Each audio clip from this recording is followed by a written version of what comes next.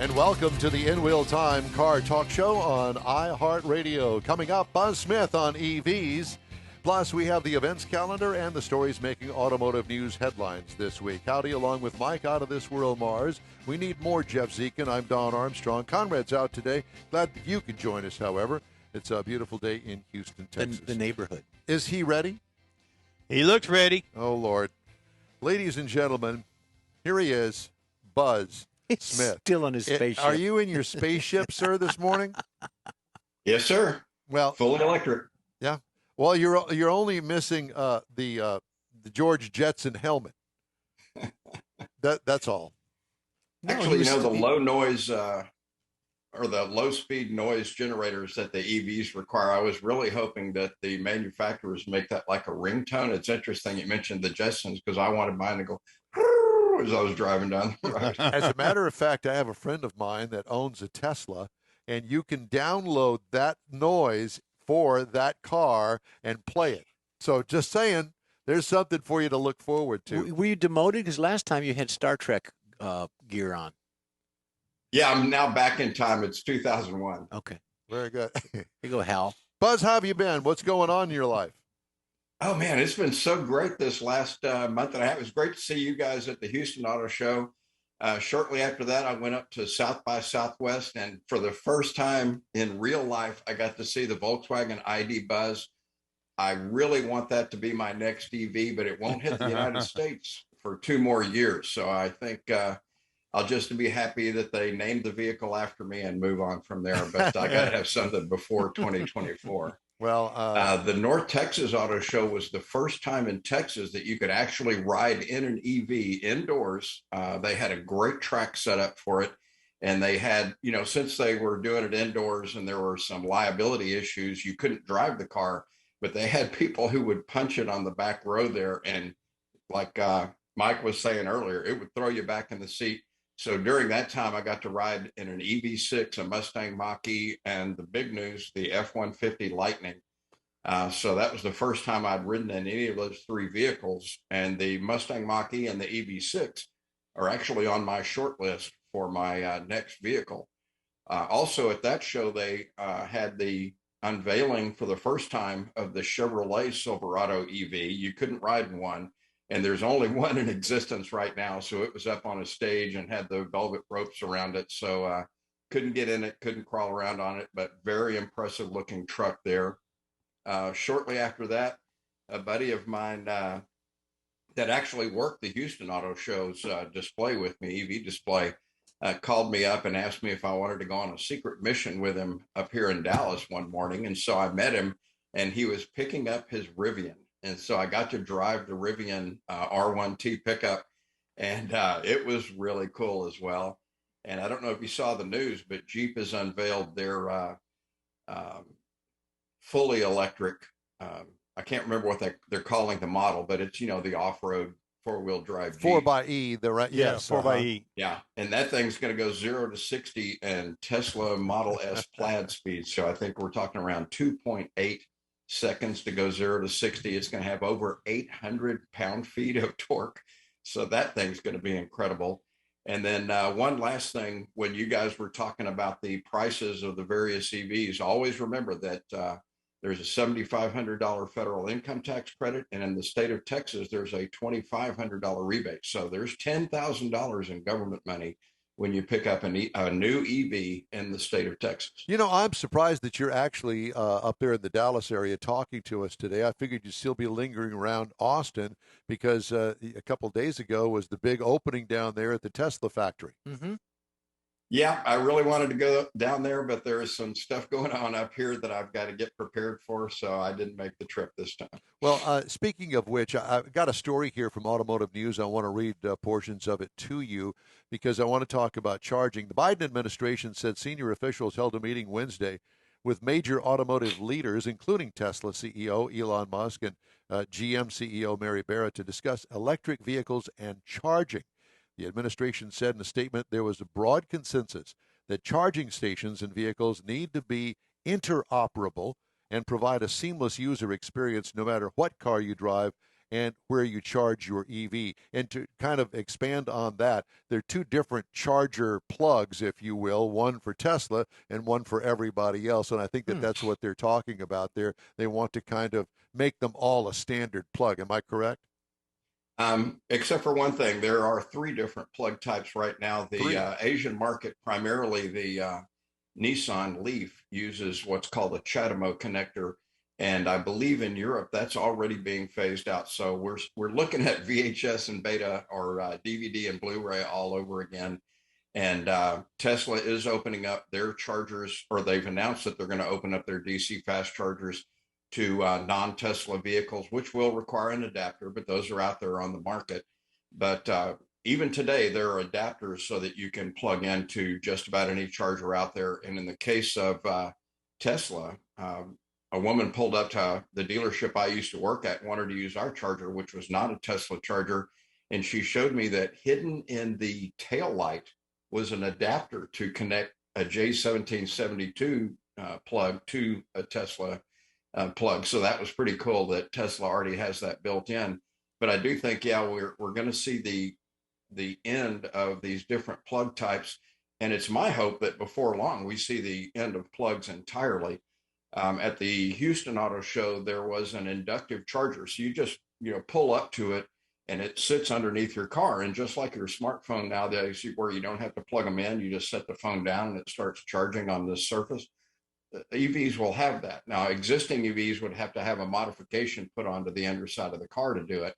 But I'm expecting in the future, because there is damage happening to these charge cords out there. People aren't, putting them up back on the charger. They're just leaving them laying on the ground, and another car might run over it or something.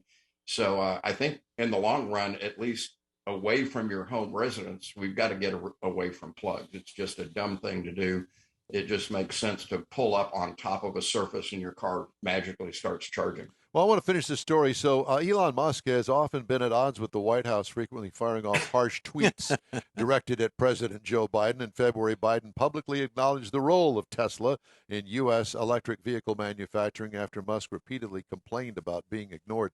Congress last year approved $7.5 billion in government funding for EV charging stations, but legislation is stalled for new tax incentives to purchase and build EVs.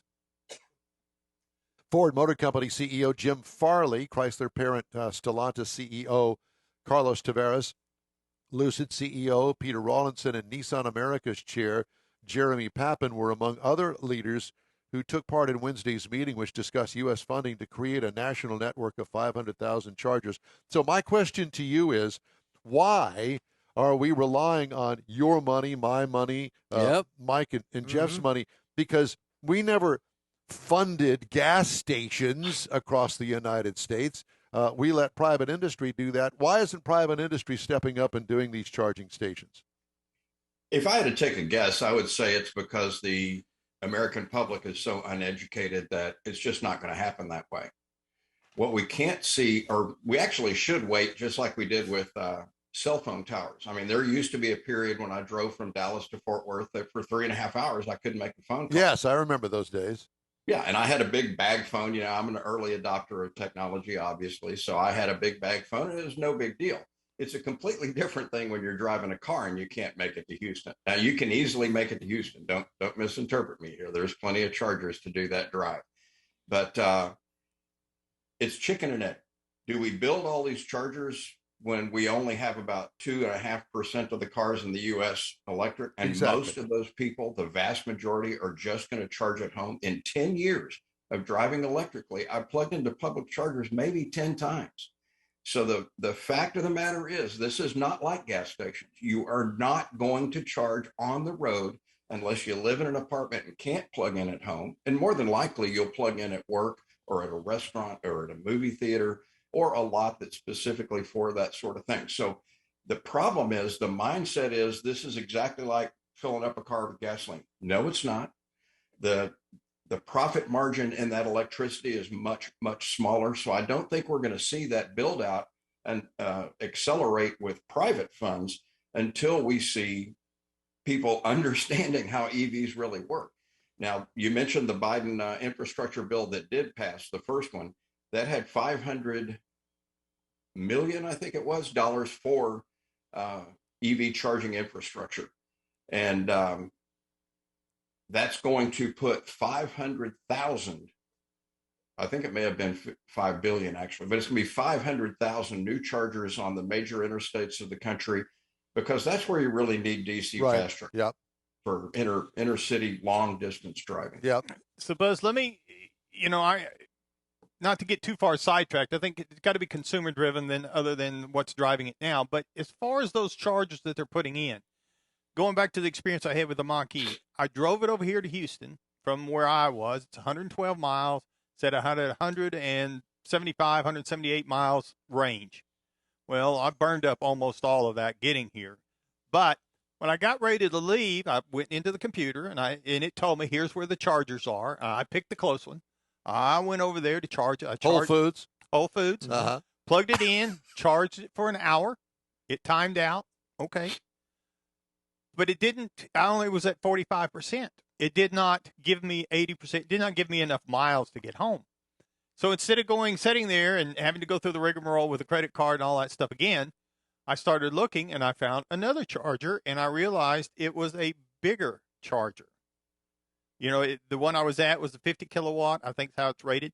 Then over here at the Walmart down the road about 2 miles, there's one that's 150. So I went down there, and in 30 minutes, I got as much as I got in an hour at the other one. But I did not know there was a difference in the chargers. How do you know, it. Buzz, when you pull up to it, whether the thing is going to take an hour for 40% or 30 minutes for an entire full tank? Well, part of it will be based on the car. The Chevy Bolt EV, for instance, has a max charging speed of 50 kilowatts. So for each hour you're plugged in, you're going to get about, I think it's 100 miles of range.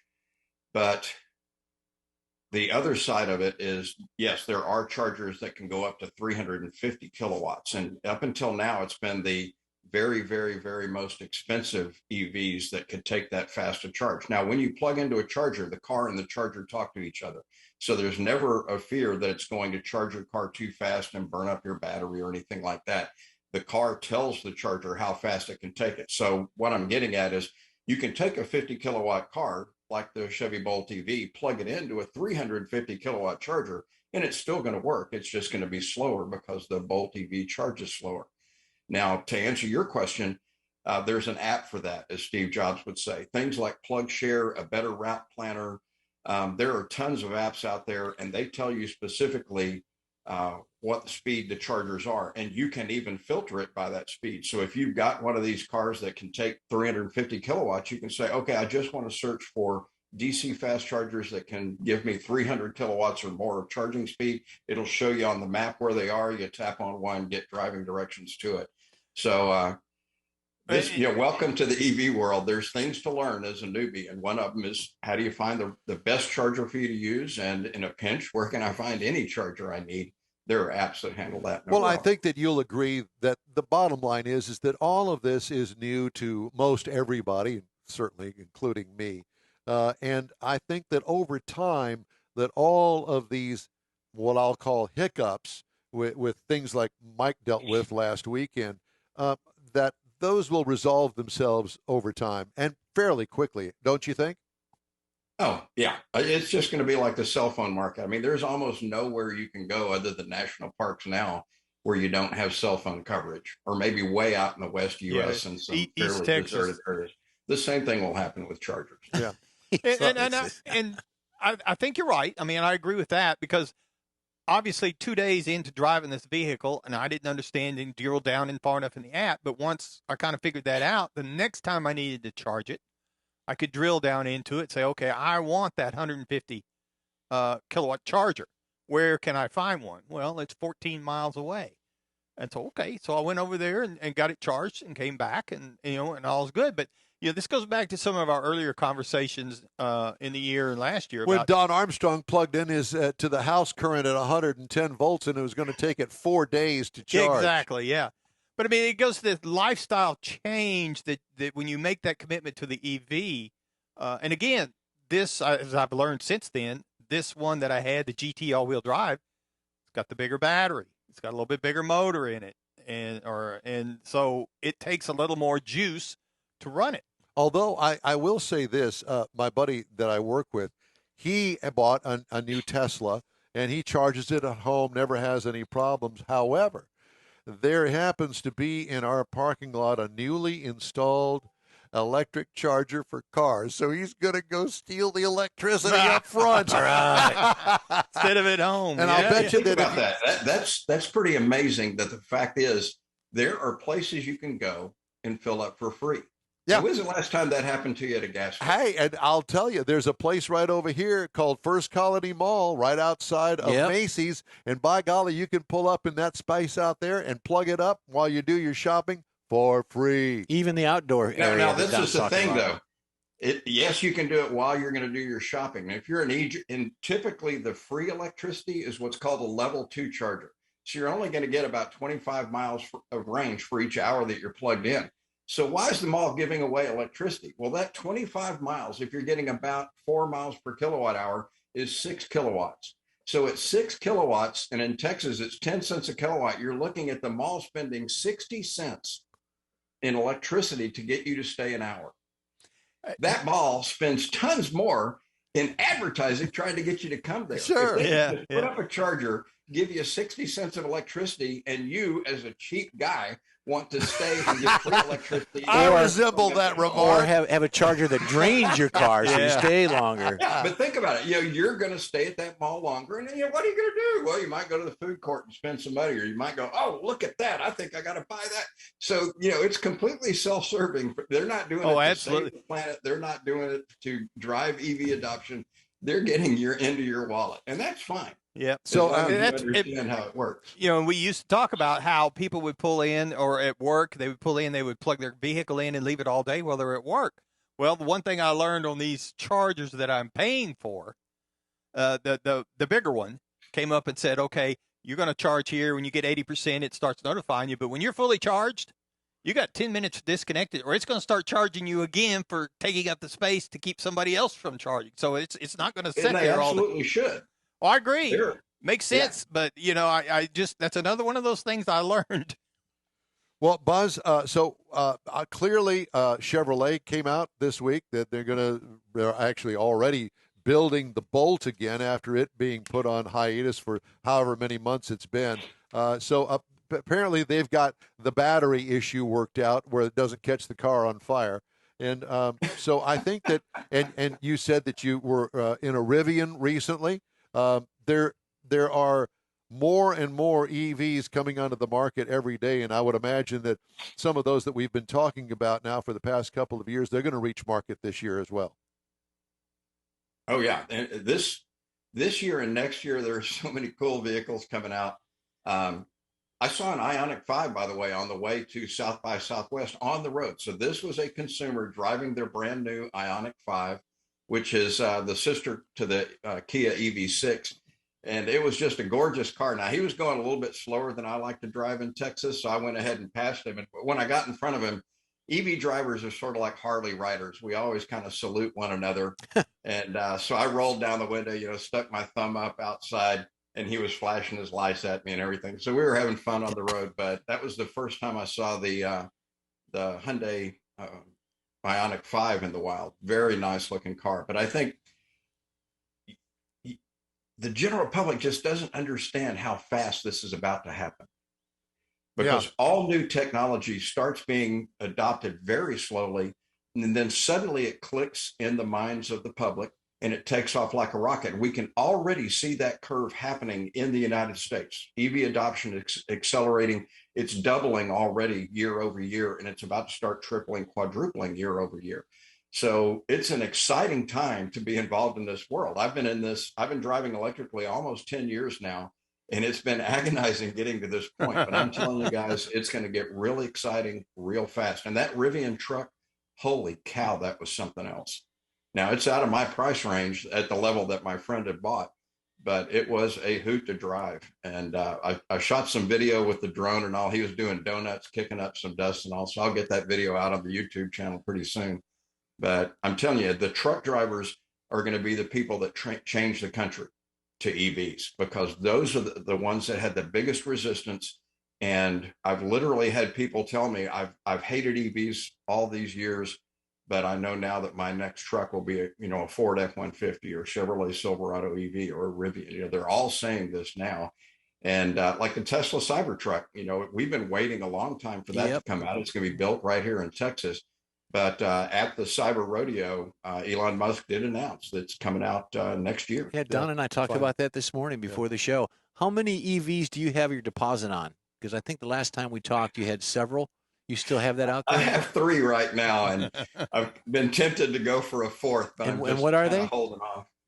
What are they?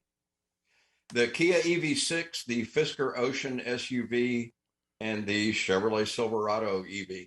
And I'm not a pickup truck guy, but that truck is just gorgeous. And I don't know if you've seen it, but it's crew cab, and on the back wall of the crew cab below the window, that wall folds down when the seats fall forward. Oh yeah, like the avalanche. I think they showed a 10-foot, piece of wood being slid into it, and then being able to still hold it in the bed of that truck.